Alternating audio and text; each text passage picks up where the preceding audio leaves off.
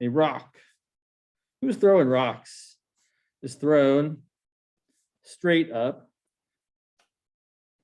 which is not as easy to do. Like you're like, yeah, we throw rocks. It's kind of hard to throw a rock or a ball straight up in the air, off the top of a 64-foot high building. How am I spelling today? It's excellent. Meaning not excellent. With a velocity of 48 feet per second. Now, often you might be asked to actually derive this next equation. We're just going to give it to you. So the rock's height, or position, if you will, at any time t in seconds is given by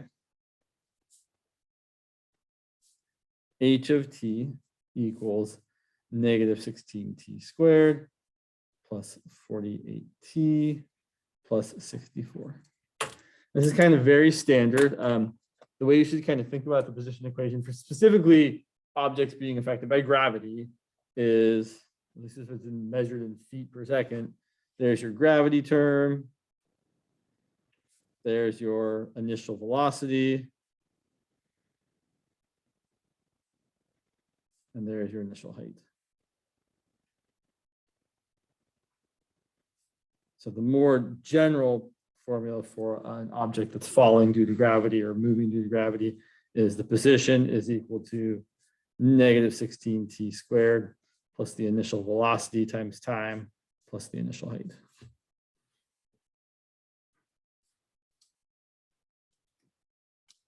So let's ask and answer some questions.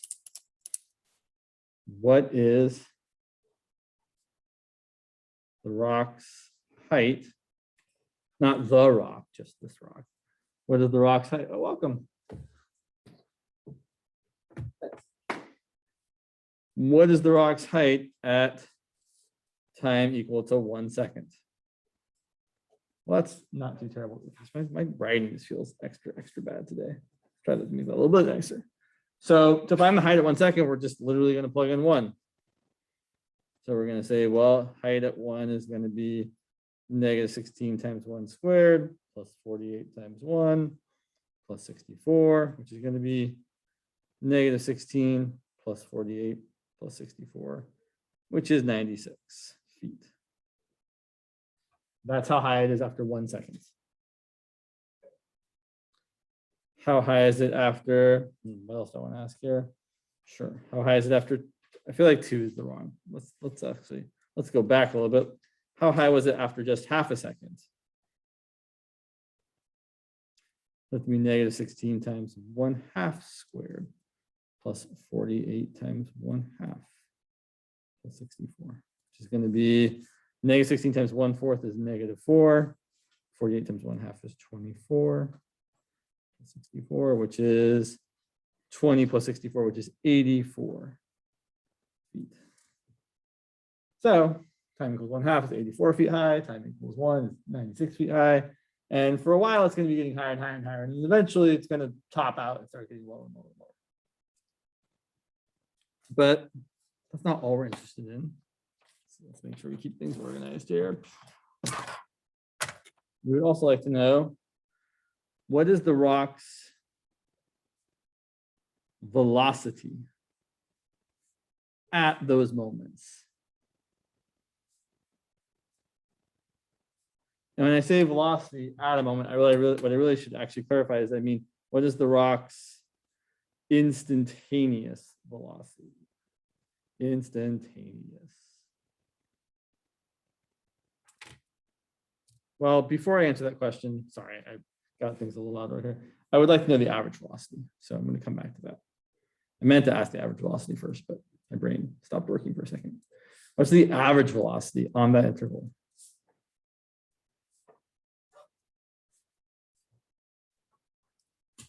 Well, average velocity, if you know things, is easy enough to figure out. It's just the change in position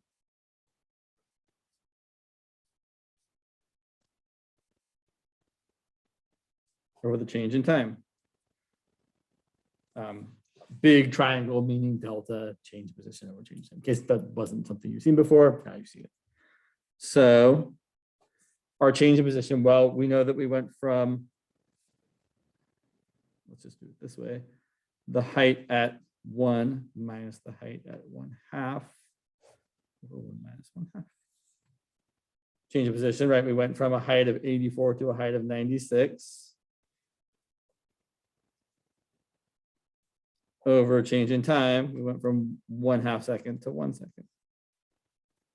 So that's going to be, let's see, 12 over 1/2, which is going to be 12 times 2, which is 24 feet per second. So in that 1/2 second worth of time, the average speed or the average velocity is 24 feet per second. Now, we actually want to go back and answer the question, what is the instantaneous velocity at each of those moments? So here's what I would imagine. I've thrown the rock upwards as hard as I can. And as soon as I release it, it starts slowing down, right? It's not going to get faster as it moves upward. It's going to slow down because gravity is pulling it down. Oh, sorry, I forgot to, sorry, one second. I'm doing things with my hands. People on Zoom might like to see that. You might not. You might just turn off my face. That's also fine. But if you want to see what I'm doing, you can actually see my. There you go. Great. So throw the rock upwards. It's slowing down. And I should move this over. Sorry. It definitely makes sense that right after 1/2 second, it's going some speed, and after at 1 second, it's going a slower speed because it's slowed down. So how do I find the instantaneous velocity? We're going to use the derivative, right? That's the whole kind of point. Velocity is the derivative of position. So to find the velocity at any time t, it's going to be the derivative of the position function. Our position function was -16t squared plus 48t equals 64. So our velocity, which is the derivative of that, should be -32t plus 48 plus 0. So the velocity at time 1/2 should be -32 times 1/2 plus 48, which is -16 plus 48, which is 32 feet per second. And velocity at time 1 is -32 times 1 plus 48, which is going to be 16 feet per second. It happens to be in this particular example that the average of those two does equal this average velocity. That is not always the case, that you just average out the ends and you get what you want, but sometimes it happens to work out nicely like that. But we should kind of just ignore that fact.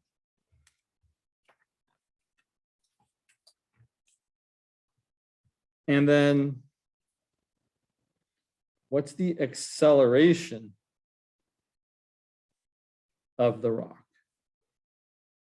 at time equals 1/2 or 1 or even 2 seconds? So velocity is the derivative of position, right? And again, when I say derivative, what you should be thinking about is it's the rate of change, right? The rate of change of position as time is changing. So if position is measured in feet, velocity is measured in feet per second or whatever per unit of time. Right? We're saying how many feet per second are we moving?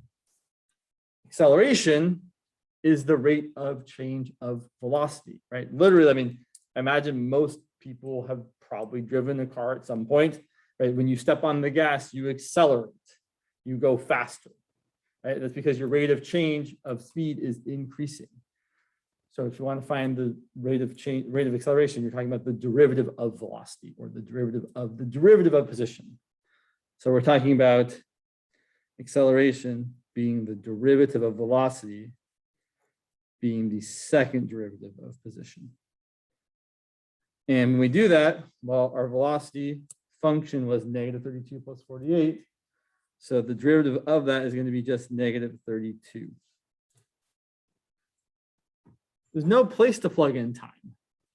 So it doesn't matter whether you plug in 1/2 or 1 or 2, the acceleration is always the same. And that's true when you're talking about kinematics, you're talking about gravity specifically. The acceleration due to gravity is a constant. And it is approximately -32. People like to say feet per second, or you can say -32 feet per second squared. Right, you're really saying, oh, the velocity, however many feet per second, is decreasing at 32 feet per second every second. So when I throw the ball, it's got an initial velocity of 48 feet per second. And then 1 second later, it's decreased by 32. And it's now 16 feet per second. And another second later, in fact, let's go ahead and plug it in. Might as well. V of 2 would be, well, if I plug in 2, I get -64 plus 48. That's going to be -16 feet per second. So another second later, it's decreased or slowed down by another 32 feet per second. In fact, it slowed down so much it's changed directions from going upwards with a positive rate of change to downwards with a negative rate of change. Really what I should say is you can totally see that that's going to happen every time, because every time t increases by 1, the velocity is going to decrease by 32. And this is very, very typical example, right? Gravity, you oftentimes, like especially when you take 21B, you might start off knowing that acceleration is -32 feet per second and be asked to anti-differentiate or to reconstitute the other functions. Welcome to 21A or Co-21A. So we're going to ask a couple of pretty standard questions for this situation. What's the maximum height of the rock?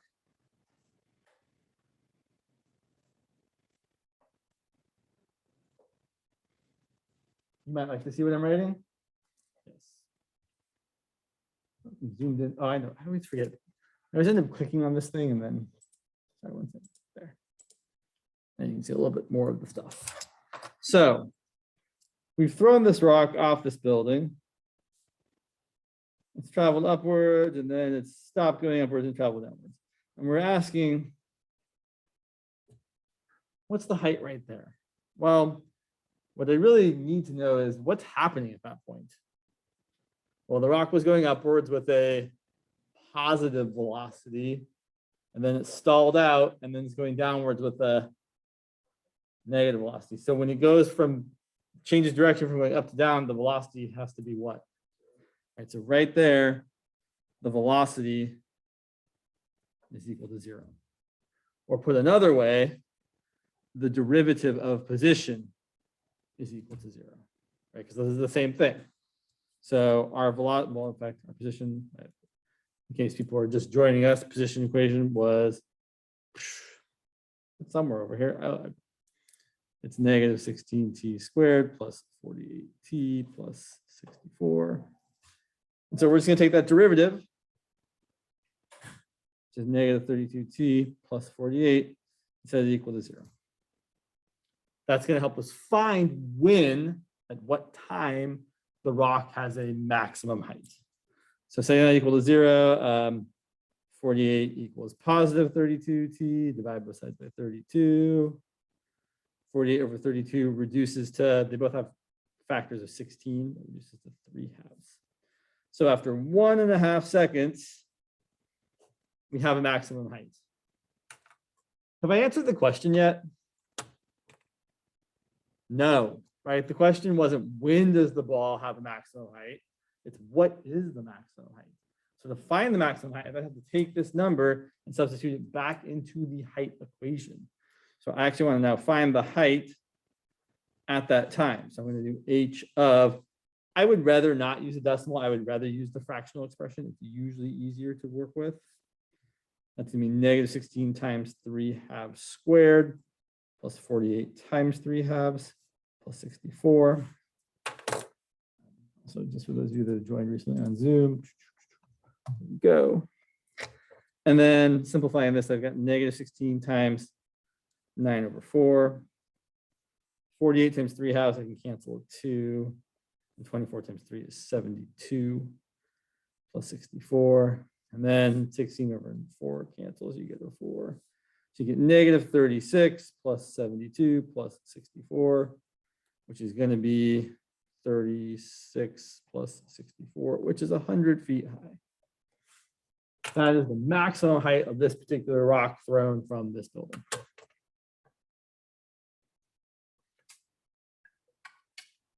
It's a pretty typical question to ask. If you throw something upwards, how high does it go? The other question that is also typically asked is, how fast is the rock when it hits the ground?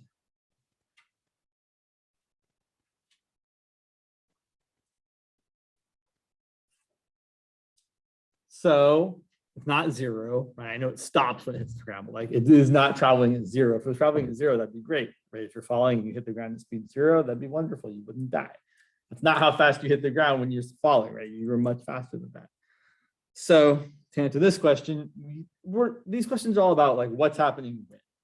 So I want to know the speed, but before I can know the speed, I have to know what time it is when the ball hits, the rock hits the ground. So what's true when I hit the ground?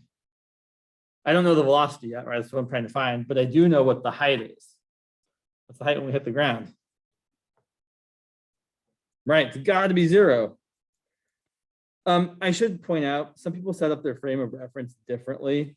Whenever I'm doing a problem, when I'm talking about things hitting the ground and being above the ground, I'm always setting the ground to be height 0. And then right up here, that's height equals to 100 that we just found. Up here, right, that's height equal to 64. There are other valid ways of setting this up, but I would encourage all of you to try and do it this way. This especially comes up in 21B when you start doing work problems and trying to calculate the amount of work it takes to pump some fluid out of something. And the way you set up your frame of reference makes a difference. Like you can still get the right answer whichever way you do it. It just, sometimes it's easier to visualize it one way versus another. And I would always encourage the bottom being 0, the top being positive. So we're gonna set that equal to 0. And then the person writing these problems is kind. They'll usually have made it so a 16 factors out pretty nicely. Here we can totally factor out the -16 or divide by -16 if you prefer. I'm left with t squared minus 3t minus 4. And that totally factors as t minus 4 times t plus 1. So we get a time.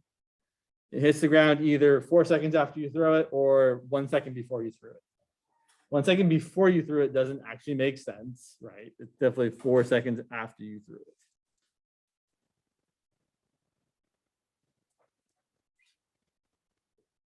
And then we would plug that back into the velocity equation to actually find the velocity when it hits the ground. So the velocity at time equal to 4 is going to be, well, let's see, a velocity equation with the derivative, which is -32 times time plus 48. Which is going to be, let's see, -32 times 4 is -128 plus 48. That's going to be -80 feet per second. Yes, it does make sense that it's negative because we are imagining that the upwards direction of travel is a positive rate of change and the downward direction of travel is a negative rate of change. You kind of have to pick a direction when you're dealing with these velocity problems. We have to say up is positive, down is negative, or whatever makes sense for the particular problem.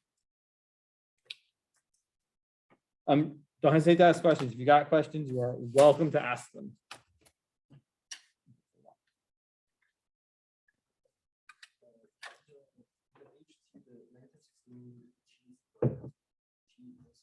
Mm-hmm. No, the 64 is initial height. So typically, and let me just go back. Right, whenever you specifically have an object that's thrown in the air, or traveling through the air, is being affected by gravity specifically, this is your typical equation. The height at time t is -16t squared plus the initial velocity times time plus the initial height. And I can even be a little bit more specific here. I'm going to write this down again. So for objects falling or moving due to gravity, you have the following typical equations. The position or the height at time t is given by -16t squared plus your initial velocity of the object times t. Oh, sorry about that. I always forget that I get off here. You need to like make a little like box picture plus your initial height. Right, again, initial velocity, initial height. And then if you take the derivative of that, you can see that the velocity at time t, which is the derivative of position, is going to be negative 32t plus the initial velocity. And then the derivative of that, which is acceleration,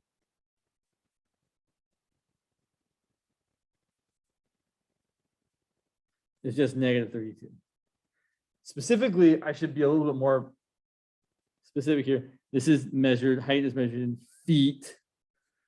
Velocity is measured in feet per second. Position and acceleration is measured in feet per second or feet per second squared. If you wanted to do this in the metric system, the only thing that would really change is that negative 16 would become negative 4.9. So metric, the height is negative 4.9 t squared plus your initial velocity times t plus your h naught meters. And then the velocity and acceleration follow suit.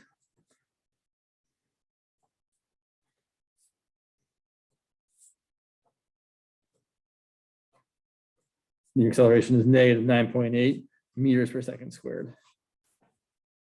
Why is the derivative of height equal to the velocity? Excellent question. Why is the derivative of height? So I'm going to rephrase just slightly. I'm saying, why is the derivative of position equal to velocity? Well, position, which is h of t, tells us how high we are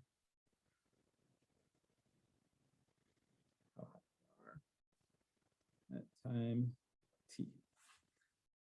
And when you talk about the derivative of something, you're talking about its rate of change. So the derivative of position, h of t, is the rate of change of the height as t increases. So you could think about this as an average. You could say, well, in fact, we did this already. We could say, what's the average rate of change from t equals 1/2 to t equals 1? Let me draw a picture because I think this is, I know we already did this, but I think this is worth explaining very, very precisely so that everyone's like super cool with it. So what happened from t equals 1/2 to t equals 1 is, whoops, that's not exactly the picture I meant to draw. Fine. Here's my building. 64 feet high. We threw the rock. I did this. And after 1/2, so here's right. So my coordinate system is kind of terrible here. Here's time equals 0, right when we throw the rock. And then here's time equals 1/2. And here's time equal to 1 second. And at 1/2, I'm going to look back at my previous work just for a second. At 1/2, the height was 84 feet high.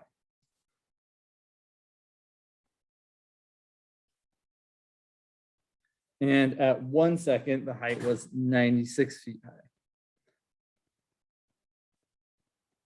So what we're saying is, from 1/2 second to 1 second, we moved. How far did we move? So the change in height from t equals 1/2 to t equals 1 is 96 minus 84, which is 12 feet. So in that 1/2 second, we moved 12 feet. Great. What was our rate of change? Well, the rate of change, or the average rate of change, I should really say, is the change in height over the change in time. It's going to be those 12 feet divided by the 1/2 second that we increased in time. 12 divided by 1/2 is 24. So that ends up being 24 feet per second. So I know I haven't answered your question yet, but we're getting there. Right? If we want to find the average rate of change, we're just taking, this quantity here. And the thing to remember is you're talking about how height is changing as time is changing. That's what the derivative of something is giving us as well, right? When I say, what's the derivative of height?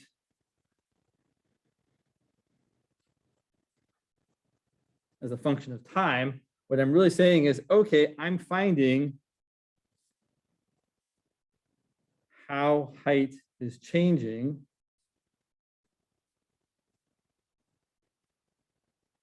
as time is changing.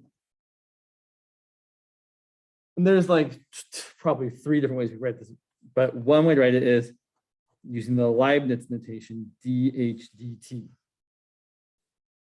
Another way we could do this, yeah, I'm going to do it the long way. It's going to be kind of a pain, but it's really the limit as this is a time when using h is not a good choice, right? Usually I say the limit is h goes 0, but let's say it's the limit as delta t goes to 0 of h of t plus delta t minus h of t all over delta t.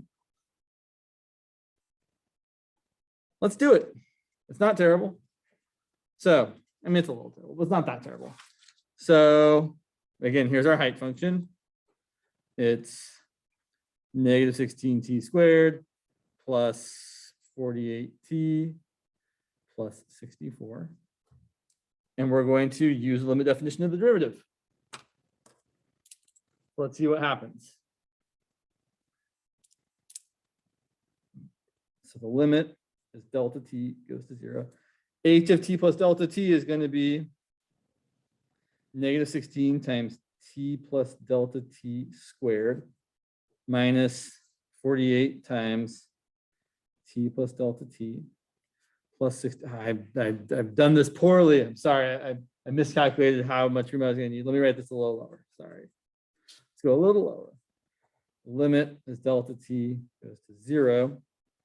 Negative 16 t plus delta t squared minus 48 times t plus delta t plus 64 minus h of t, which is going to be negative 16t squared plus 48t plus 64 over delta t. And I want to really emphasize here, what are the units of this? The units of this are feet per second. Right? Literally, the top quantity there is the change in the heights. That's measured in feet in this particular example. The bottom quantity there is the change in time. That's measured in seconds. And so when we're calculating this derivative of height, we're getting feet per second, which is a measure of velocity. And when we're talking about movement, like you're talking about things, motion, typically every time you differentiate, you're essentially dividing by time. So when you are right, position is measured in, right, it's how far you have gone. And then the derivative position being velocity is how far you've gone per some amount of time. And then the derivative of velocity, which is acceleration, is how fast your velocity is changing over some period of time, right? It's your change in velocity divided by time. So it's feet per second per second. Like you're dividing by time again. And then you take the derivative of acceleration. Is that the derivative of acceleration is? Jerk. Literally a scientific term, jerk. So think about it this way. You're accelerating in your car. You have a fast car and you're accelerating, and then you see something dangerous like a truck you need to get around, and you really hit the gas and you jerk forward. Right? That's why it's called jerk, because your acceleration is changing and it really does feel jerky. That's the change in acceleration. And again, it would be feet per second per second per second, or feet per second cubed. But yeah, every time you take a derivative of position or something related to position, you end up dividing by time again, which makes sense because you're taking the limit of the thing, of the difference in the thing you're interested in, divided by the change in time. So you're always dividing by another measurement of time every time you differentiate. And then I should clarify, right? That's for things like motion, right? There are other things where time isn't the independent variable, but a lot of time it is. So what do we get here? We get the limit is delta t goes to 0. We have to multiply some stuff out. Negative 16 times t squared plus 2t times delta t plus delta t quantity squared minus 48t minus 48 delta t plus 64. Ooh, is it gonna fit? Yeah. Plus 16t squared minus 48t minus 64. All over delta t. And then we see some stuff canceling, the negative 48t and the, I feel like I made a mistake here. I did make a mistake. So here's what should happen. All the things that don't have a delta t should cancel out.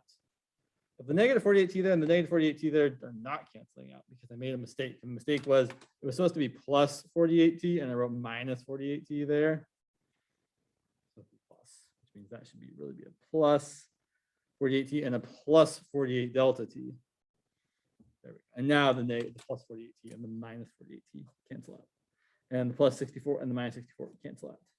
And after I distribute this minus 16,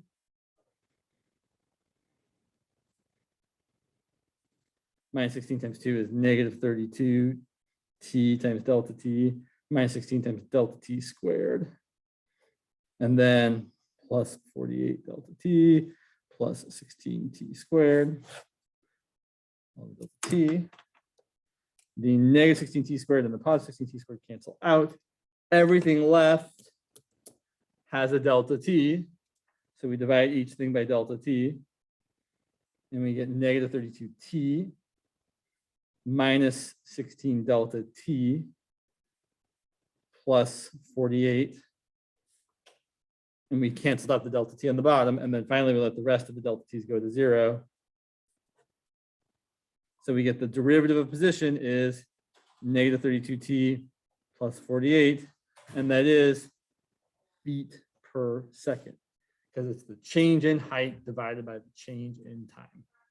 But I should really say it's the instantaneous change in height divided by the change in time. So I know it's a very long answer to your question, but hopefully it is a acceptable, good answer to your question. I think that really kind of gets at the heart of what's happening here is that when you were talking about how something is changing with respect to time, you're taking the change in that thing divided by the change in time. And that's why you get velocity, because velocity is the change in position over the change in time. All right. Let's do another motion problem, and then I think we'll start getting over to the chain rule probably, because the chain rule we definitely want to talk about. What time is it? Oh, 10:37. Okay. Loads of time, he always says before he runs out of time. So let's look at the next one. The particle is moving along the x-axis. Its position at time t is given by, so you should write down the words, particle moving along the x-axis. Position at time t is given by the following. S of t is t to the fourth minus 4t cubed. And t is going between 0 and 4 seconds.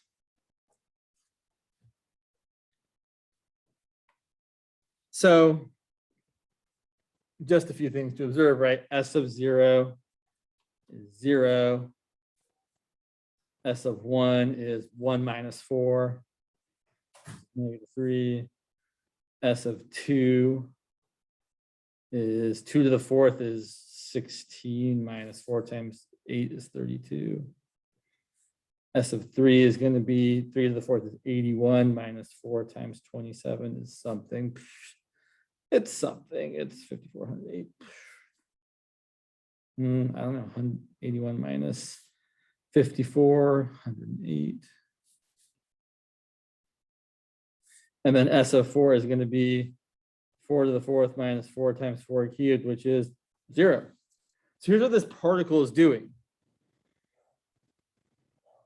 At time 0, it's going to be right there. And then at time 1, it's going to be over here at -3. Time equals 1. And then at time 2, it's going to be way over here at -16. And then at time 3, it's going to be way over here at -27. And then at time equals 4, it goes all the way back to 0. So it was traveling this way, and then it went back that way. That's what our particle did, right? It's traveling along the x-axis. It moved from here to here to here to here to back to here. So just looking at what we've drawn, I can pretty safely say its rate of change is negative for the first 3 seconds, right? Its position is moving to the left, which is considered the negative direction as far as x is concerned. And then probably from second 3 to second 4, its rate of change is going to be positive. But let's go ahead and look at the derivative. So what about the rate of change, aka the derivative? Well, the velocity is the derivative of position, and it's going to equal 4t cubed minus 12t squared. And I would like to know, and we often want to know, when is the velocity 0? Great, we're just going to set that equal to 0. So v of t, which is 4t cubed minus 12t squared, we're going to set equal to 0. And we're going to solve that. And I'm going to solve it by factoring. So I'm going to factor out as much as I can. The 4t squared. I'm left with a what?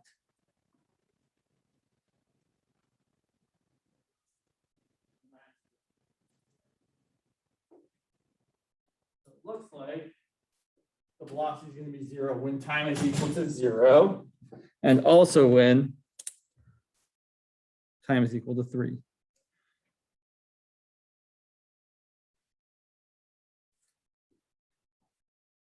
What does that mean? The velocity is equal to 0. Well, it often, although not always, means that we're changing directions, right? We were traveling to the left, to the left, to the left, and then at time equals 3, right? We slowed down to a speed of 0, and then we changed directions and started having a positive velocity in the other direction.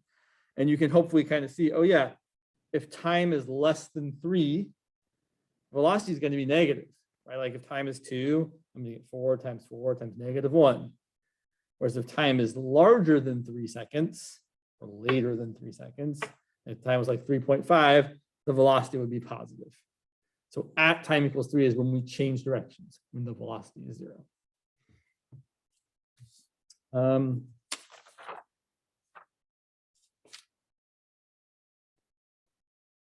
When is the acceleration 0?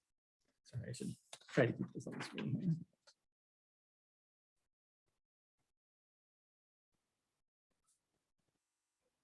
Well, we can find acceleration. Acceleration is just the derivative of velocity. And that's going to be, so here's a good thing to see. I've written velocity in a couple of different ways. I've got this factored form and this unfactored form. The factored form is great for solving it equal to 0, which we're going to talk about later, not today, but later on we'll talk about how when you find the derivative equal to 0, you're finding a critical point of the function. But I'd rather not take the derivative of that. I'd rather take the derivative of this because that's just easier to do. So I would definitely say factored form is great for finding where it's 0. The unfactored form is usually better for finding subsequent derivatives. So my second derivative of position, or my first derivative of velocity, is going to be 12t squared minus 24t. I'm going to set that equal to 0 because I want to know when the acceleration is 0. And then I'm going to get factor out the 12t, and t minus 2. So the acceleration is 0 when time is 0 or when time is 2. What does the acceleration being 0 mean? Well, that's a good question. Maybe we don't have to answer that question, but I mean, I'm like, what does it actually mean, James? Well, I mean, it means we're not accelerating, right? So it means for a moment your velocity is kind of constant. I'm trying to think if there's a better way to say that though. What it really means is we're going from a place where the velocity was increasing to where the velocity is decreasing, or vice versa. Right, so if the acceleration is 0, draw a picture. Sure. Let's say this picture represented your position. Not of this function, just in general. So my position was increasing, topped out, started decreasing. But what I want to say is, from here to here, the velocity was decreasing the whole time. I'm not saying we were traveling in a negative direction. I'm just saying the rate of change got slower. Right over here, I was traveling really fast because when I went from like here to here, right, I had a lot of position increase for a relatively small amount of time. But when I go from here to here, I don't have quite as much position increase for how much time has passed by. And the same is true from here to here and from here to here. When I get to here, that's kind of the most negative the velocity can be. What I'm really doing is I'm looking at the slope of the tangent line. I'm saying, okay, over here, my tangent line is very, very steep. And then it's going to be less steep, negative as it can be. So right there, that's where the velocity is as negative as it can be. And then it's going to start becoming less negative, 0, positive. So when the acceleration is 0, and this shouldn't be surprising, right? When the derivative of something is 0, it means the original something was at a maximum or a minimum value often. Just like when the velocity is 0, that corresponds to when a function has a max or a min. Right? Like in the first problem we did, we were finding where the ball or the rock was at its highest point. We were finding where the velocity was 0. What is the initial starting point? So don't look at, so this was just kind of a different thing here. The initial starting point of this, well, if we go back to the original function, at time equals 0, the initial position would be s of 0, which is 0 minus 0. So there's my initial starting point right there. And then at time equals 1, we're right there. At time equals 2, we're there. At time equals 3, we're there. And then back to time equals 4, we've gone back that way. So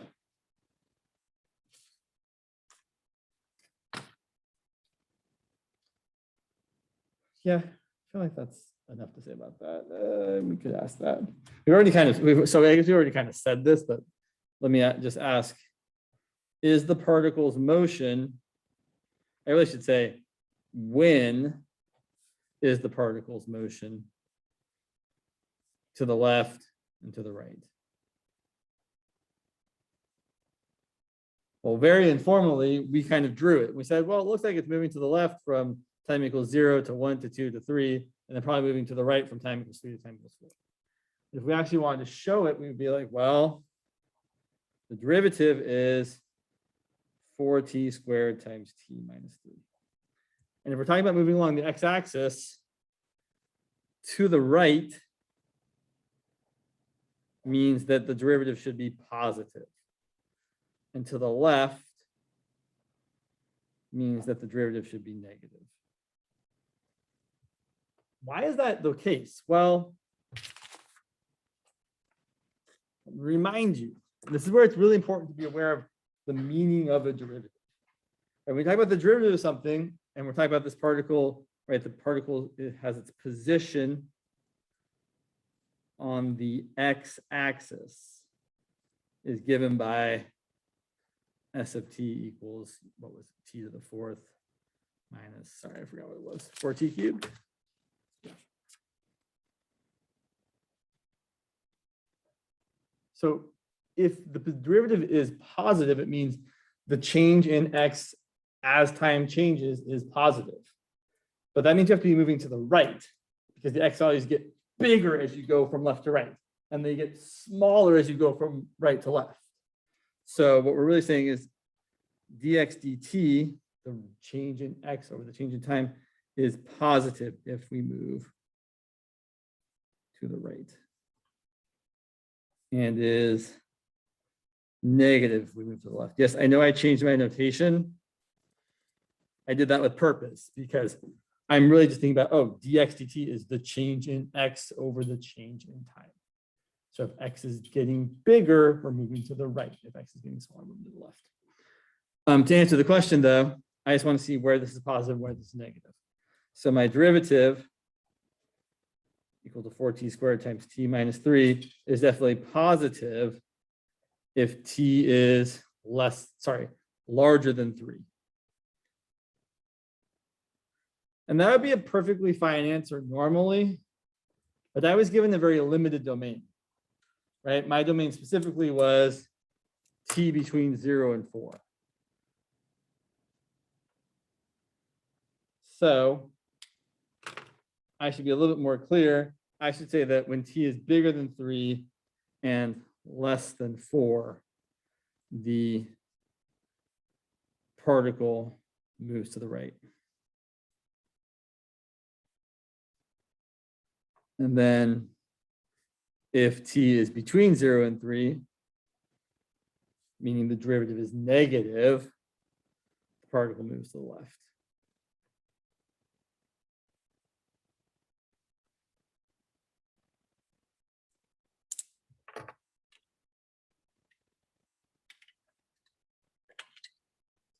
Okay.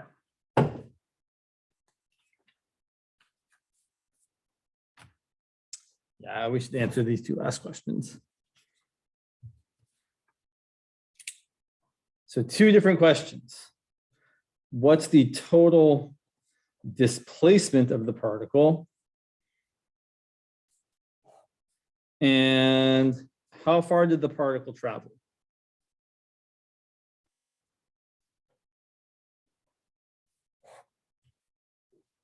Well, total displacement is relatively easy, although not particularly informative. Where did the particle start at? It started at at 0. And then it went this way. And then it went back that way. And where did it end at? Also 0, right? The total displacement is the position at the end minus the position at the beginning, which is not very exciting. That's going to be 0 minus 0, or more specifically, s of 4 minus s of 0. The position at the end time, not the end times, just the end time, and the position at the beginning time. And that's going to be bland. So total displacement is 0, right? If you looked at the particle at the beginning time and then looked away while it did whatever it wanted to, and then looked back and you saw that it was back in the same spot or it hadn't moved, you'd be like, oh, it didn't move. Displacement 0. On the other hand, it definitely did some traveling, right? It didn't just stay there the whole time. So how far did it travel? Usually this is a question you would need probably some more second quarter of calculus tools to evaluate. But here we can kind of figure it out because we kind of know what happens. So we know that from time equals 0 to time equals 3, it traveled in this way, in this direction. And we specifically know that at time equals 3, it ended up at the point, I think, negative 27. And then from time equals 3 to time equals 4, the derivative is positive, meaning it's traveling to the right. And we know where it ends up. It's okay, no problem.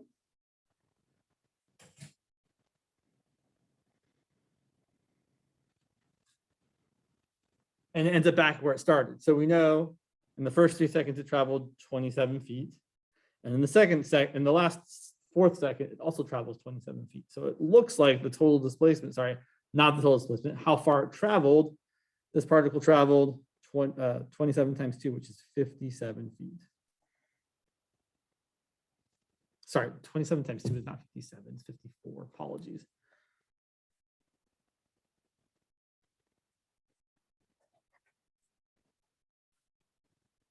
Or did I say feet? No, units, feet. So just a few different things going on there, right? There's some different names for things. displacement and how far something went are not exactly the same. They can be if the direction of travel is always the same, but not exactly. Okay. 10:55. Let me take a quick break to refill my water and use the restroom, and then we'll come back and we'll probably revisit the trig derivatives just to make sure that, right, we talked about them last time, but they're definitely something you want to memorize. We should talk about them again, and then we'll probably move towards talking about the chain rule. All right. Yeah. You're all welcome to use the restroom as well. You're welcome to sit for a minute.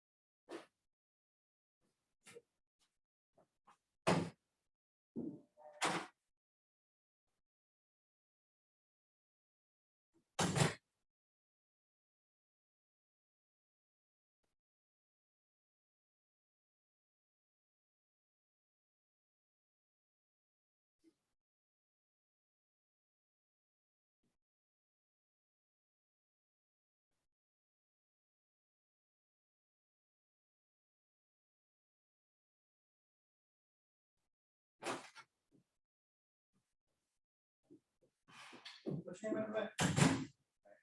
I haven't seen you here before, right? Yeah, welcome. Seems like a new face. Welcome. Just so you know, I do take attendance, whether or not you're enrolled in the class, so how many. So when you have a chance, if you could scan this QR code and fill it out, that's great.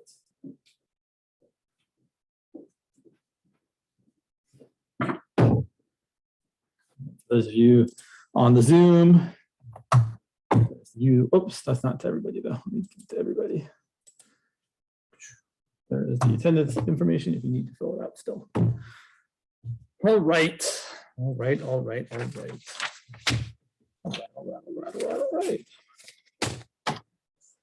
Let's move in. We got that. Yeah, okay. That's where we're going.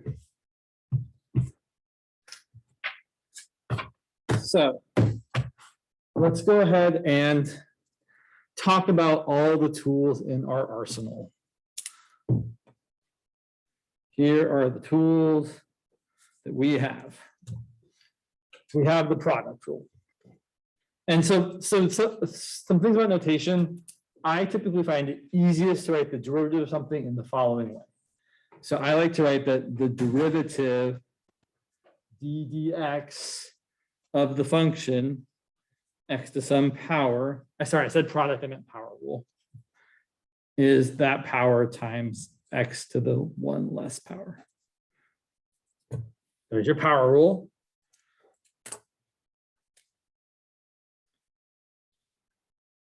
So we're all on the same page. And then we also have so there's a lot of rules we use that we don't always talk about. I suppose I should mention these really quickly. we have the derivative of a constant rule. So the derivative of a constant is just 0. And the derivative of a constant times a function is just the constant times the derivative of the function. Those are some rules that we use all the time that we don't really ever think about using. And then we have a couple very important rules. We have the product rule. The derivative of f of x times g of x is the derivative of f of x times g of x plus f of x times the derivative of g of x. And then we also have the quotient rule. The derivative of f of x divided by g of x is the bottom. So I always write it as f prime of x times g of x, but I always think of it as g of x times f prime of x. And whenever I'm doing the quotient rule, I'm always like, oh, it's the bottom times the derivative of the top, even though I'm writing it here as the derivative of the top times the bottom. But as I'm sure we're aware, order of multiplication doesn't matter for these things, so you can think of it either way. So we get that times that minus, switch it up, right? Bottom times derivative of the top minus the top times the derivative of the bottom, all over the bottom squared. And I guess I should name these, right? So this is the constant derivative of a constant. This is the constant multiple rule. This is the product rule. This is the quotient rule. One other rule that we use all the time that we almost never think about using is if you take the sum or difference of functions. So like if I take the derivative of f of x plus g of x, it's just the derivative of f of x plus the derivative of g of x. And you can do that for as many pieces as you have. And it's true whether it's addition or subtraction.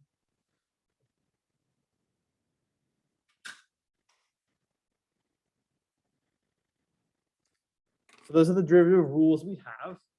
And then there's a couple functions that we should talk about that we know how to differentiate. So last time we talked about the trig derivatives. Specifically, I'm going to write them again. And I would encourage you to write them in this order. Well, there's kind of like a fast way of writing it. And there's kind of so here's the fast way of writing it. I'm going to do this in two different ways. Just here's my function. Here's my derivative. I've got sine. I've got cosine. I've got tangent. I've got cotangent. I've got secant. I've got cosecant. The way I've ordered them here is very specific. Each pair of functions is a function and its co-function, sine and cosine, tangent and cotangent, secant and cosecant. Those are all pairs of co-functions. And I've written the non-co-function first, because what we see is that the sine, tangent, and secant all have positive derivatives. The derivative of sine is positive cosine, whereas the derivative of cosine is negative sine of x. The derivative of tangent of x is positive secant squared of x. The derivative of cotangent of x is negative cosecant. Sorry, I was pointing at the wrong thing. Negative cosecant squared of x. The derivative of secant of x is positive secant of x times tangent of x. And the derivative of cosecant of x is negative cosecant of x times cotangent of x. And I will point out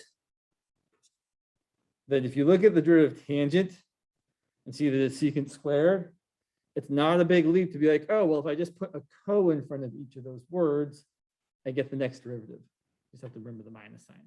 Derivative of tangent. All right, I'm gonna write this. Yeah, sure. The derivative of tangent, wow, that looks really lovely, James, is secant squared. The derivative of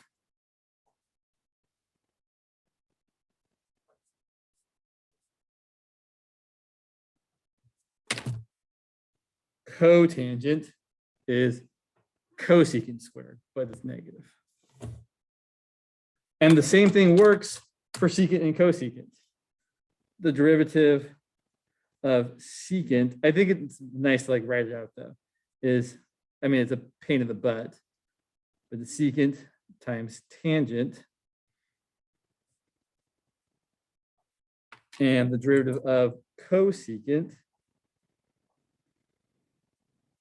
Really, I'm just writing the same thing and leaving room for the cos.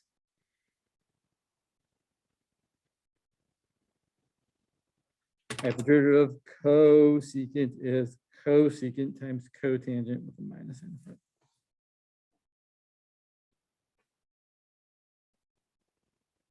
Kind of cool. You could even make it work for sine and cosine if you really wanted to. It's kind of janky, but the derivative of sine is equal to cosine. Now, okay, be prepared for kind of not the best thing you've ever seen. The derivative of, I'm gonna do the same thing.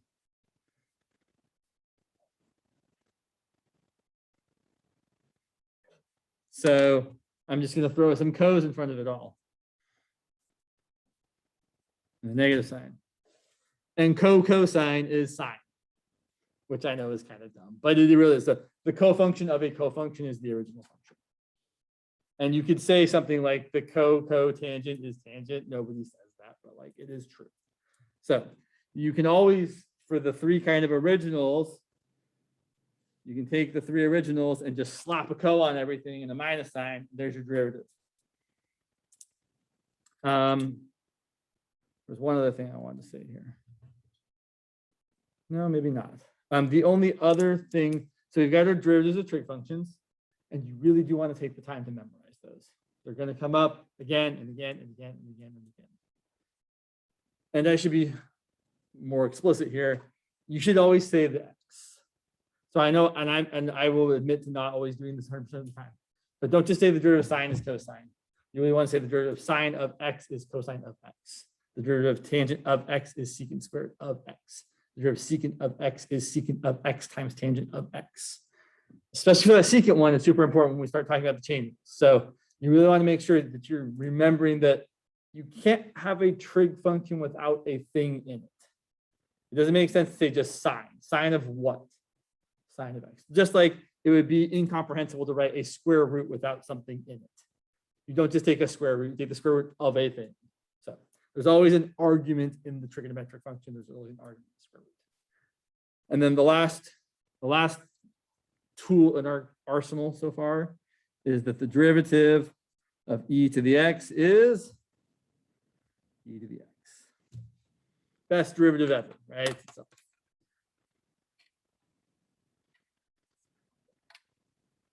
So using all these tools, we can do things that are fun.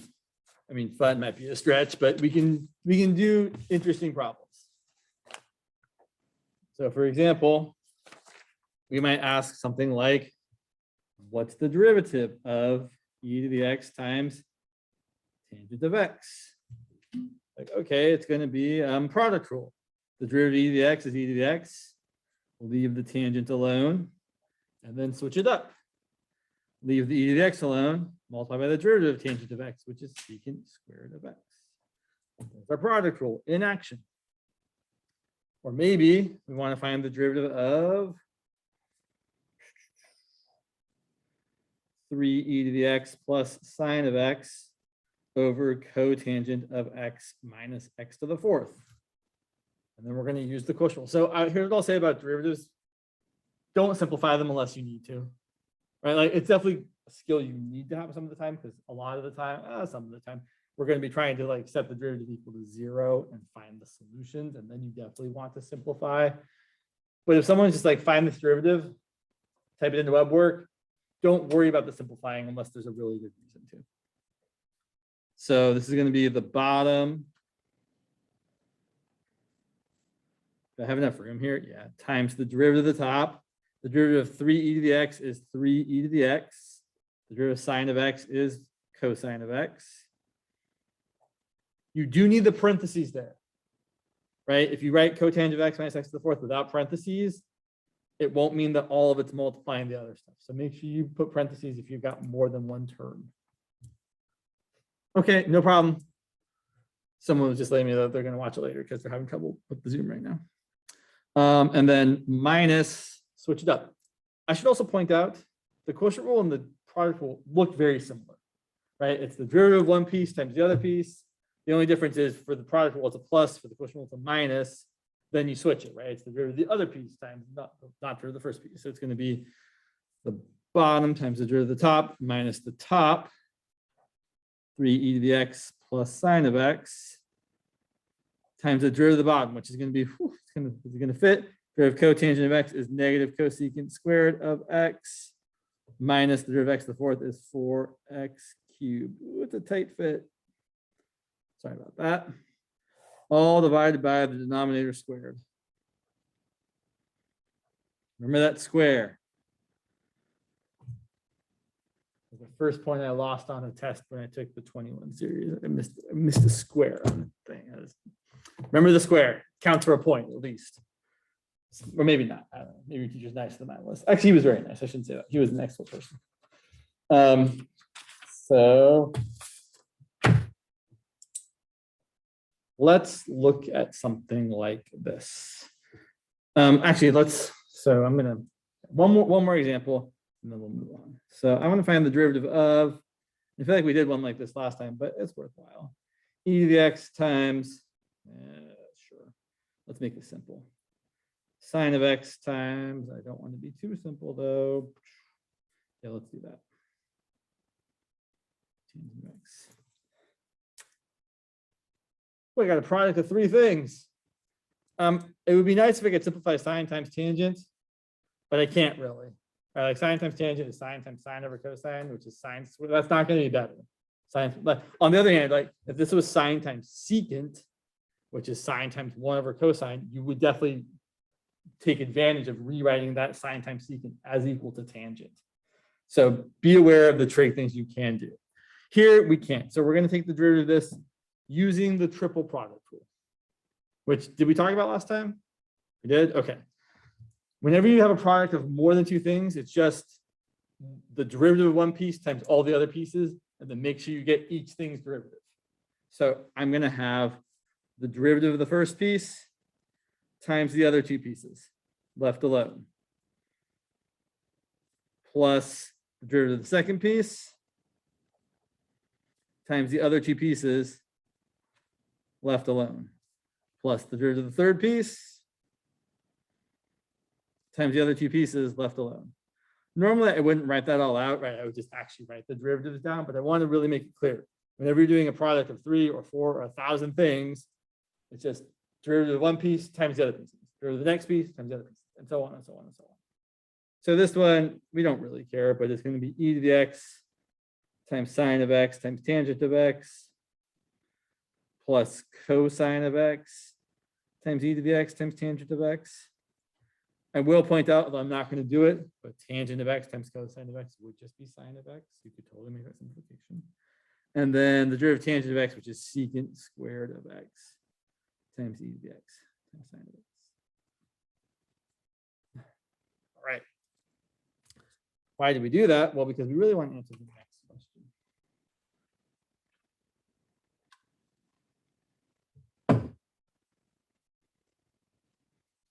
I'm going to use the triple product rule. No, come on. To find f prime of x for f of x equal to x to the fifth plus 1. And I'm going to write f of x is as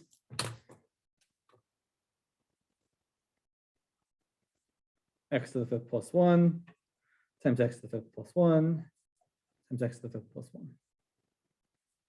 And let's see what we get for the derivative.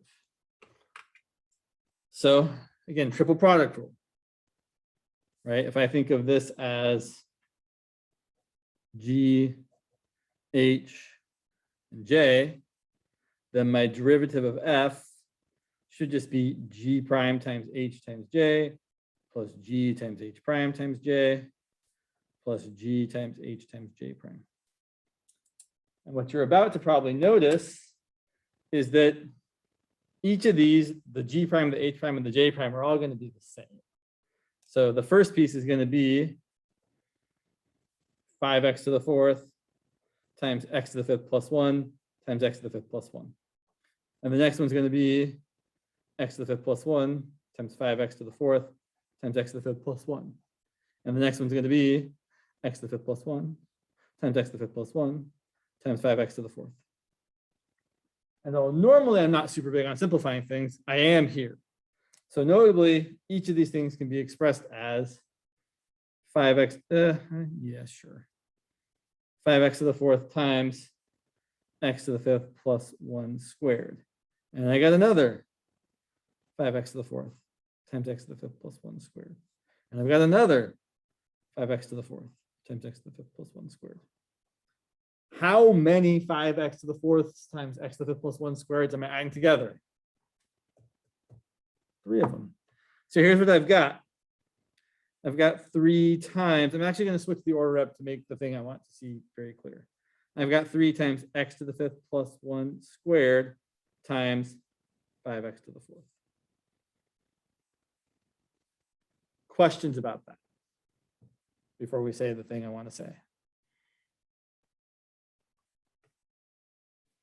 Okay, so here's what I want you to notice. My function, f of x, is equal to some other function. Let's call it a name I haven't used yet, r of x to the third power, where in this particular example, that inner function is x to the fifth plus 1.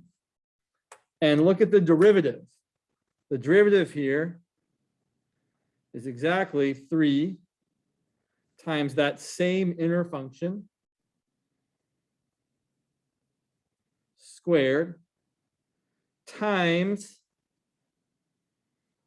5x to the fourth. But it's better to recognize that that 5x to the fourth is the derivative of the x to the fifth plus 1.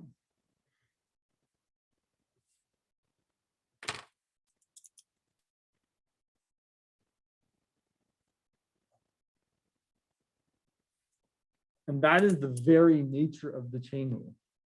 If you've got some, well, and this is the kind of the baby version of the chain rule. We'll get to the bigger version in just a minute. But the small version of the chain rule is if you've got some stuff to a power, the derivative is that power times the stuff to the 1 less power. So using the power rule, except now instead of just x, it's a function. And then at the end, you have to multiply by the derivative of the inside stuff. So here's the way I usually think of the what they call the chain rule version of the power rule, or the, yeah, I think that's what they call it. If you've got some if you've got y equal to some function raised to a power, then the derivative dy dx, or if you prefer y prime, is equal to, so here's how I'm going to say it every time. I've got some stuff to a power. The derivative is that power times that stuff to the 1 less power, or as I often say, the derivative of the outer function, leave the inside stuff alone. Then you have to multiply by what? You always have to multiply by the derivative of the inside stuff.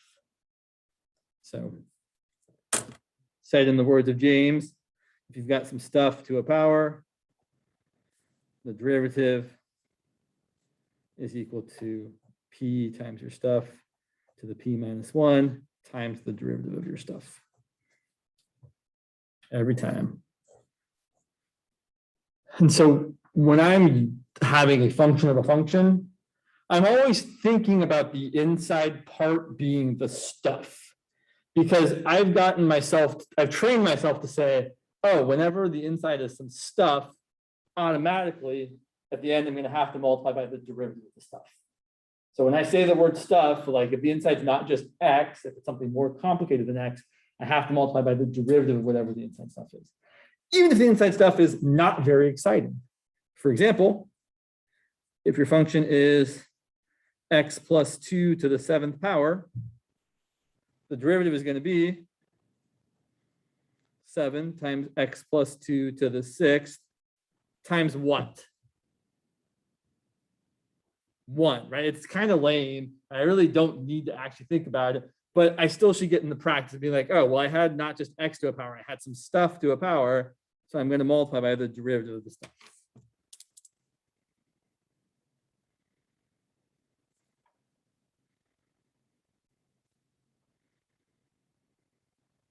Because if you're in the practice of doing that every time, you won't make a mistake.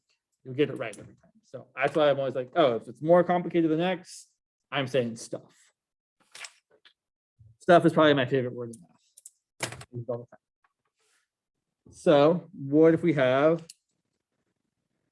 some other function like f of x equal to x to the 9th plus 2e to the x to the 6th power? And I want to take the derivative of that. Oh, it's a little blurry. Let's read. That doesn't look that much better. Okay, well, such is life. So if I want to take the derivative here, and just a note, you shouldn't be saying the function is equal to its own derivative unless the function is e to the x, right? So I just want to make sure you remember, like, this shouldn't be equals f prime of x. I'm just writing an arrow, but you can even just write below f prime of x. Just make sure you're not saying the function is equal to its own derivative. The derivative is going to be, well, I've got some stuff to the 6th power. So the derivative is going to be 6 times my stuff to the 5th. You leave the stuff alone, right? Inside, you don't change it. But then we have to multiply by the derivative of the stuff, which is going to be the derivative of x to the 9th is 9x to the 8th, plus the derivative of 2e to the x is 2e to the x.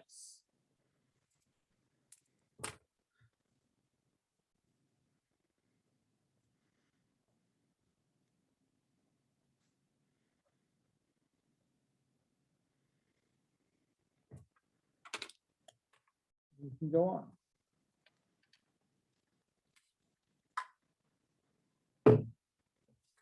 Let's say we have, want to get complicated like that? Not just yet. You can't even see that, sorry. Let's say we have f of x equal to the cube root of cotangent of x plus x to the 4th. And I want to take the derivative, but I probably should do some rewriting. And this is always my piece of advice when you have radicals or square roots, whatever you want to call them. Rewrite this. So I am going to write f of x again because I'm just rewriting. I'm not differentiating it. I'm going to write this as cotangent of x plus x to the 4th to the 1/3 power. So when we start talking about different uses of the chain rule, it's really kind of important to be able to identify what your outermost function is. Kind of the thing that if you were to plug in an x, it's kind of the thing you would do last.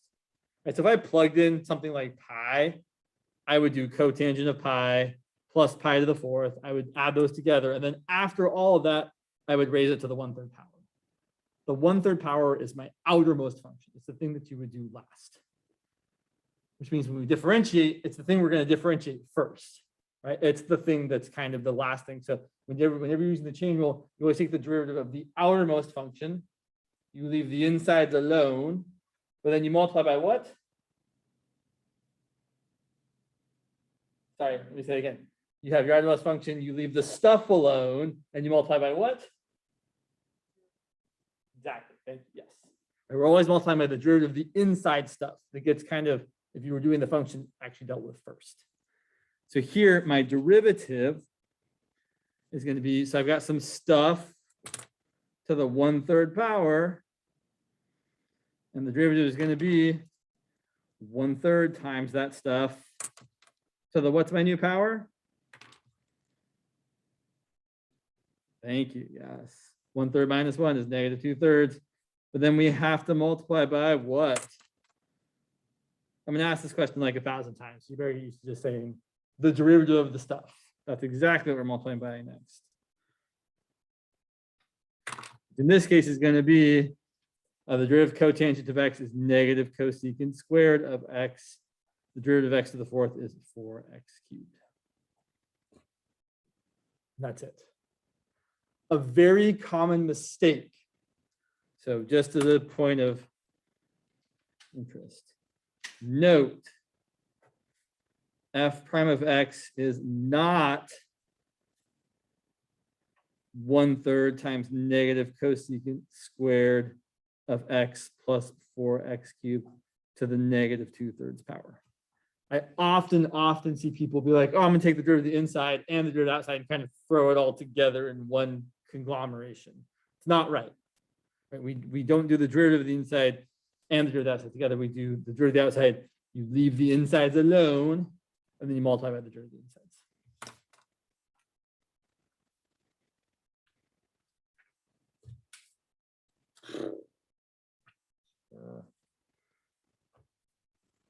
Oh yeah, that's a good point. Let's do one more. Let's do one more, and then we will talk about how things can be different.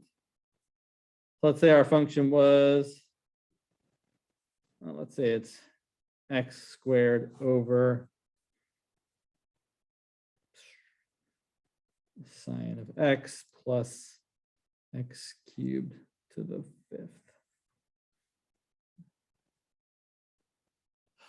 I'm of the opinion that if I don't have to use the quotient rule, I probably don't need to. You can certainly use the quotient rule here and it'd be fine. But I might, or I might not.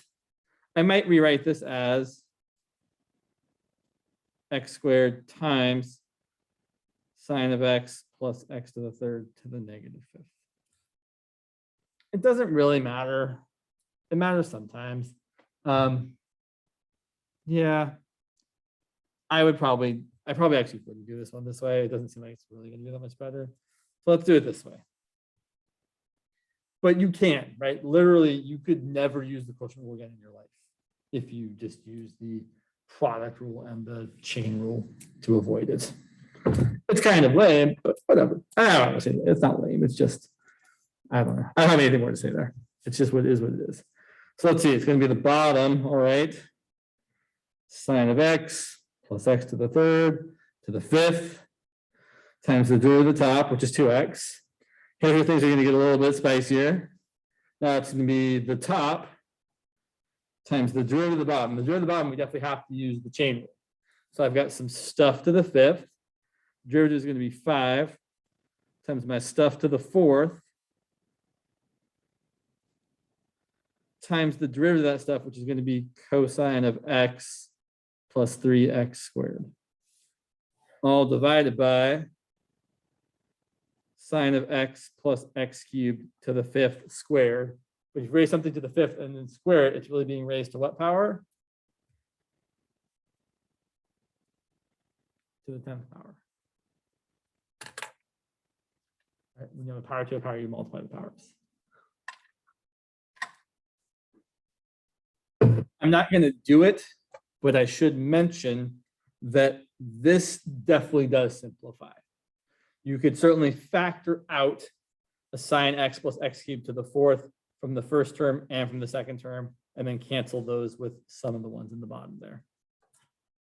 I know I said I wasn't going to do it, but I feel like I should, because that is something we actually do semi-frequently. So if I was going to simplify this, here's how I would simplify it. I would factor out both an x, so I've got an x there and an x there, and a sine of x plus x cubed to the 4th. So let's see what I've got.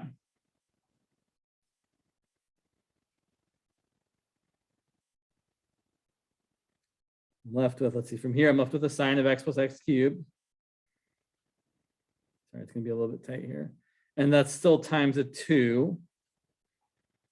Minus, I still have an x and a 5 here, times none of this, because all that got factored away, but then I have the cosine of x plus 3x squared. All over sine of x plus x cubed to the 10th. And then you can cancel 4 of those and 4 of those. So that's a factoring that happens frequently.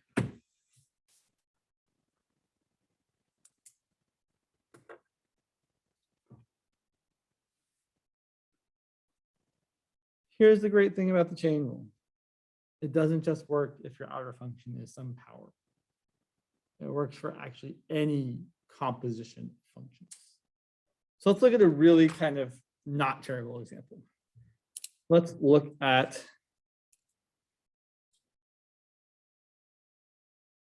sine of 2x. So we know that if your function is sine of x, the derivative is cosine of x. And you can totally see this. Well, in fact, we did the limit definition of it last time. It's kind of gross. The thing, although it's nice to see the limit definition, the thing I would actually encourage you all to keep in mind is this graphical kind of idea where you can say, okay, well, let me just draw it over here. Maybe you'd like to see the things I'm drawing. Let me try and do a pretty good job of drawing this just so it's.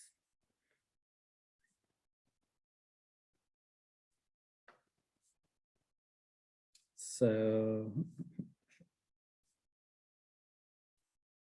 here's my graph of sine in green. Starts at 0, 0, goes up to 1 at pi over 2, back to 0 at pi, back to negative 1 at 3 pi over 2, back to 2 pi.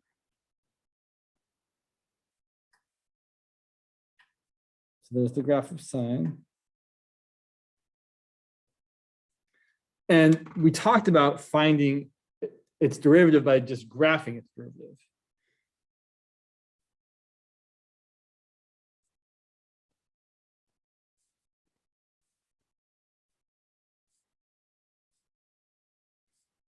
So if we look at the origin here, it looks like the slope of the tangent line is what? Well, you can probably justify and say, well, that the tangent line looks like it would probably be about y equals x. It looks like the slope is probably 1 there. And it is.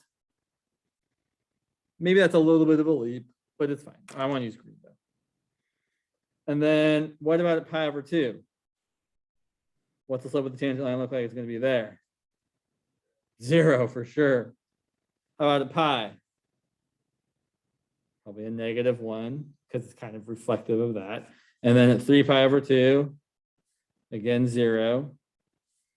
And then at 2 pi, again 1. So it looks like, and it is true, that the derivative of sine looks like the cosine graph.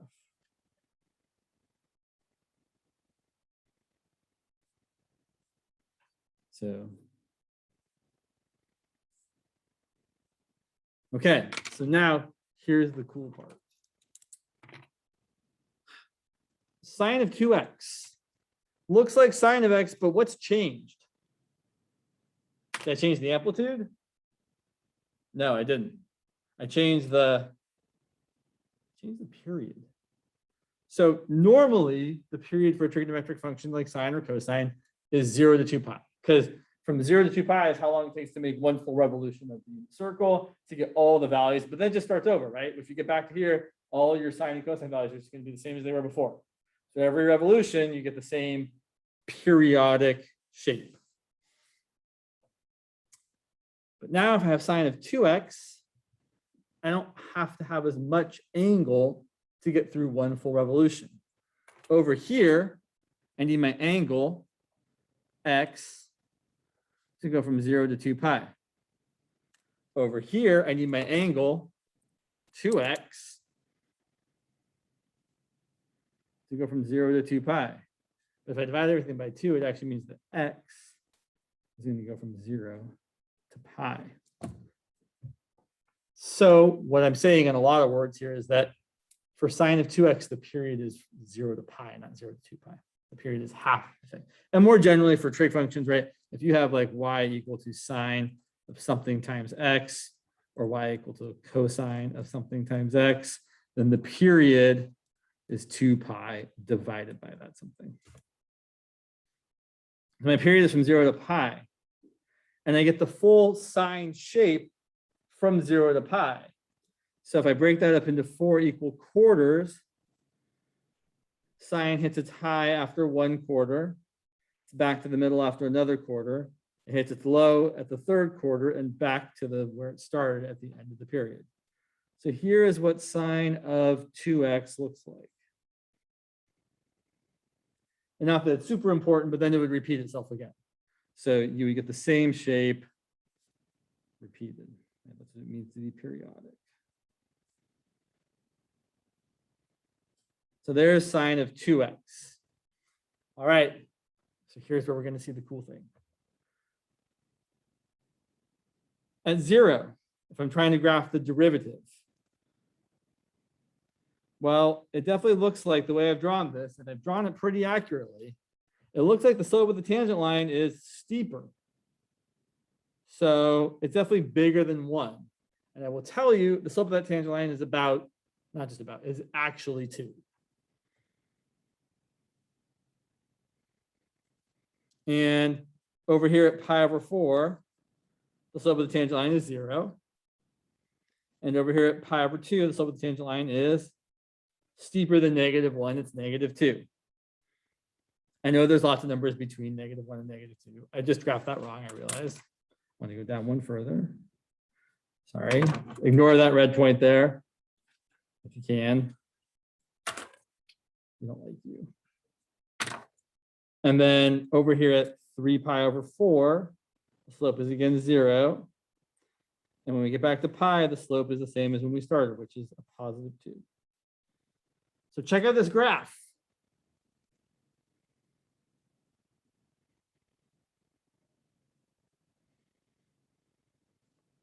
It definitely looks like cosine.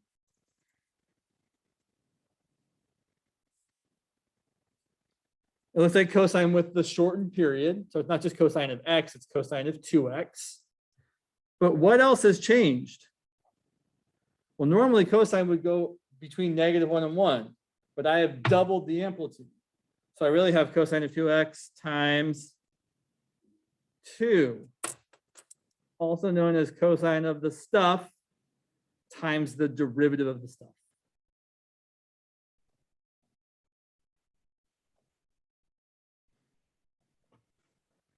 So this is the big idea, that when you're using the chain rule, you're always going to differentiate the outer function.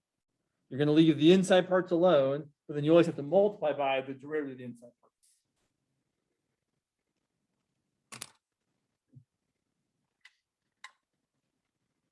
So some examples of this. Oh yeah, we got some time. We got time for some examples. So let's say our function was cosine of x to the 4th plus x. What's my outermost function? Cosine. Or as I would probably say, I've got cosine of some stuff. Here's the way I usually ask the questions in my head. What's the derivative of cosine of x? Oh, it's negative sine of x. So what's the derivative of cosine of some stuff? Well, it has to be negative sine of that stuff times the derivative of the stuff, which is 4x cubed. This one. I should point out, this derivative of the stuff is not in the sine function. It's sine of this junk here, and then totally outside of that, it's times 4x cubed plus 1. Or now here's a trickier one. This is why I was emphasizing something before. What if my function was secant of e to the x plus 2x? What's the derivative of secant of x? What's something? Secant is kind of weird. There aren't a lot of functions. So like the derivative of secant of x is secant of x times tangent of x. Most functions, when you differentiate them, the variable only pops up one time. Secant is kind of the exception to the rule. There's one other function we'll see later on, well, at least one other function, the inverse secant function actually, where this is also true, where its derivative has multiple instances of your variable. So the derivative of secant of x is secant of x times tangent of x. The derivative of secant of some stuff, well, I'm just taking all the x's and replacing it with stuff. So the derivative secant of stuff is going to be, instead of secant of x times tangent of x, it's going to be secant of the stuff times tangent of the stuff times the derivative of the stuff. Only once, not twice. You only ever get the derivative of the stuff one time, even if the stuff is popping up more than once. So I'm going to have secant of e to the x plus 2x times tangent of e to the x plus 2x times the derivative of e to the x plus 2x, which is e to the x plus 2. So be careful. The secant one often throws people for a loop. I've seen many students in the past, right? Like it's secant tangent of e to the x plus 2. But secant tangent doesn't make sense. It's got to be secant of a thing times tangent of a thing. Or I suppose it would make sense, but in the wrong way. If someone's writing secant tangent of e to the x plus 2, what they're implying is it's secant of tangent of e to the x plus 2, which is definitely not what we want here. So just be careful. Yeah, let's look at another one. Let's say we have h of x equal to e to the sine of x cubed. Ooh. All right. So what's the derivative of e to the x? That's not the question I really want to start with. But what is the derivative of e to the x? The question I should have really asked is, what's my outermost function? What's the thing that's kind of happening last? Well, if you plugged in something for x, first you would cube it, then you would take sine of it, then you would do e to the that. So e to the that is the outermost function. It's the last thing that's happening. So I'm thinking of this as e to some stuff.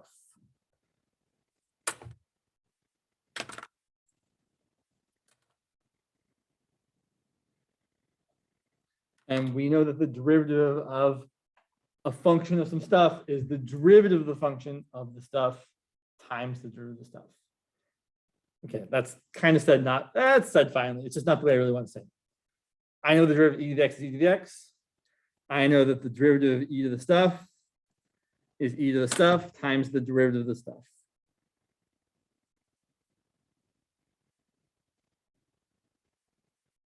That's how I'm really thinking of it. But then let's fill it in. That's going to be e to the sine of x cubed times the derivative of sine of x cubed. I don't know what that is. Not without using the chain rule again. So I have to use the chain rule again. So you can either write it out like this and say, oh, well, I need to take the derivative of sine of x cubed. Do like that. And then we're going to write another line. So I've still got my e to the sine of x cubed. And then what's the derivative of sine of some new stuff? Well, what's the derivative of sine of x? Cosine of x. So the derivative of sine of some new stuff is cosine of the new stuff times, thank you, the derivative of the new stuff, which is exactly what? 3x squared. Do be careful. I've noticed recently I feel like people are very used to saying the derivative of x squared is 2x, but then they kind of forget that other higher powers, you still have a one lower power. I feel like I've seen a lot of people say like the derivative of x cubed is 3x, and they're forgetting that it's really 3x, and then the new power is squared because it's one less. So just be extra careful with the power order, right? The new power should always be one less than the old power. Let's see. A couple, yeah, oh yeah, we got time. A couple easy ones here. The derivative of sine of 5x, the derivative of, I want you guys to do these on your own.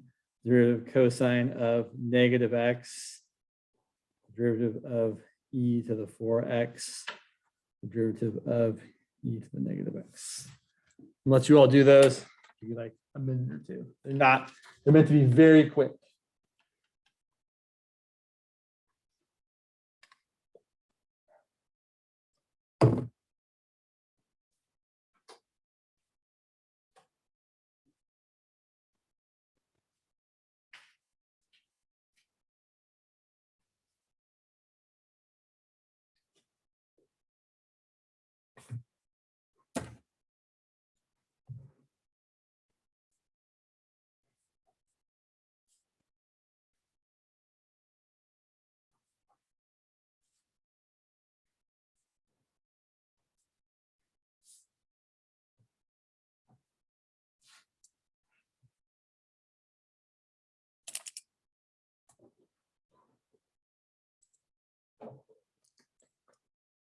All right.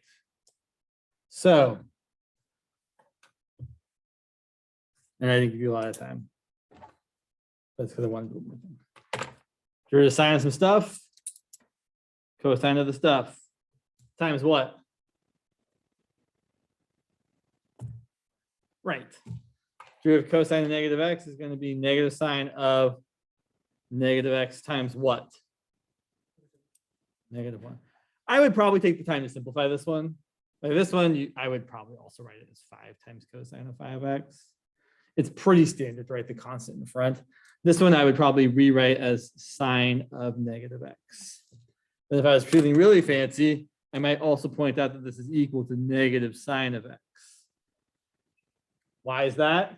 Because sine is an odd function.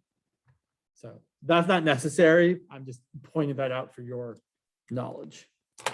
Derivative e to the stuff is e to the stuff times the derivative of the stuff. The derivative of e to the stuff is e to the stuff times the derivative of the stuff, which I would write as negative e to the negative x. So when your stuff is just a constant multiple of x, you always end up just multiplying by the derivative of that, which is the constant. This comes up a lot, so that's why I wanted you to do a few like this. Let's do 1 or 2 more. Well, yeah, we'll see how much time we have. So sometimes people write things in a way that is less than super obvious. For example, what if my function was y equal to cotangent to the 5th of x to the 6th plus e to the, let's not make it terrible, James, e to the x. What's my outermost function here? It's meant to be tricky to see. Yeah. Yes, exactly. There's never a good name for that. You're like, it's the to the 5th function, and that's what it's a to the 5th power function is what it is. The outermost function is definitely the to the 5th part. And when I have, so normally I'm trying to do as little writing as possible because that's just always what I'm trying to do. But when I have a trig function to a power, we know that this is the nice abbreviated version of it. But when you're specifically trying to differentiate it, it really does make sense to rewrite it in the less nice abbreviated, less unabbreviated way, where it's cotangent of x to the 6th plus e to the x, all raised to the 5th power. Because then it is much more obvious that the 5th power is the outermost function. It's the thing that's happening last. So then we want to take the derivative, dy dx, or y prime, however you prefer to write it. It's going to be, well, I've got some stuff to the 5th power. So my derivative is 5 times my stuff to the what power? To the 4th power. What do we have to multiply by now?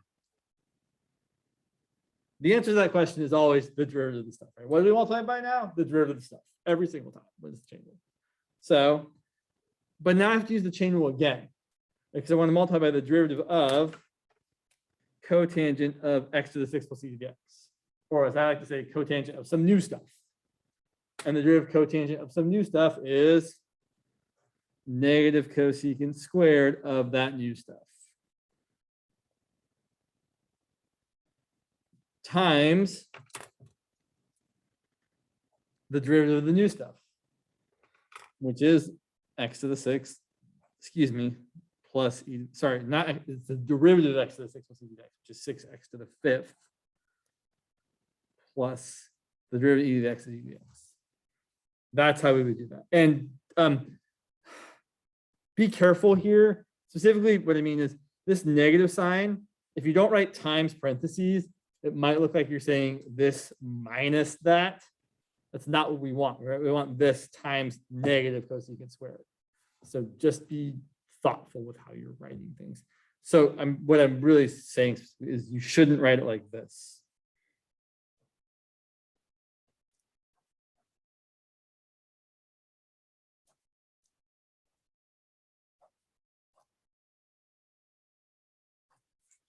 I know that you probably mean times a negative, but to the person looking at it like, oh, they're like this minus that, that's not right.